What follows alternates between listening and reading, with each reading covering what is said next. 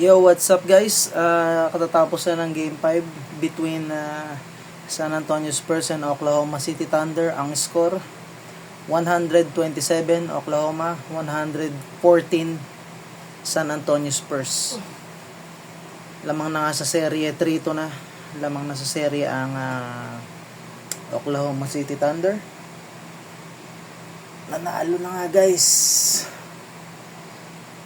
Narito ang mga breakdown at rundown sa nangyaring game, stats sa pangunahing manlalaro mula sa Game 5. Oklahoma City Thunder. Ang Thunder ay nagpakita ng mainit na opensa sa pangunguna ni SGA matapos ang kanilang kabiguan sa Game 4. Shai Gilgeous-Alexander, 32 points, 9 assists, 2 rebounds and 2 steals. Alex Caruso, 22 points, 6 assists, 3 steals at 4 3-point.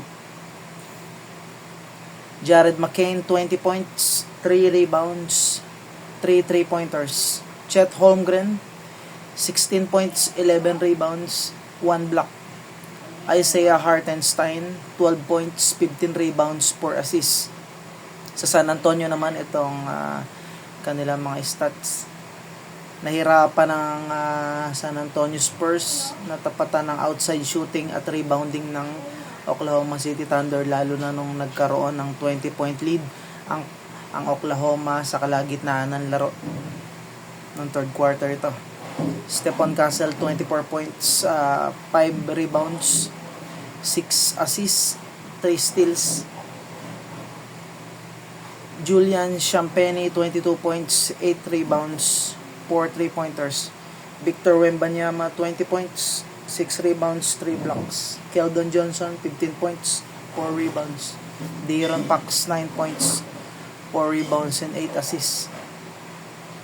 Napakalakas ng Oklahoma guys. Kailangan na ang Spurs makahanap ng paraan, mag-adjust sila. Kasi itong Oklahoma talagang magaling to sa laro talaga eh. Kahit sino sa kanila magaling mag-sell ng foul. Yung flopping kasama na sa laro yan, magaling mag-flop. Lalo si SGA, laging tumutumba pag nag-drive yan. Pag tumira, laging tumba yan. Kaya kailangan laruin nila yung laro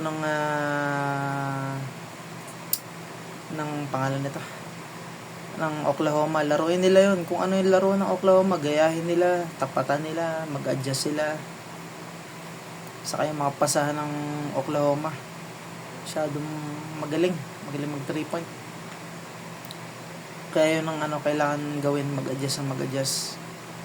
Saka good luck sa game number 6 sa San Antonio Spurs gaganapin. God bless you all guys. Peace ya.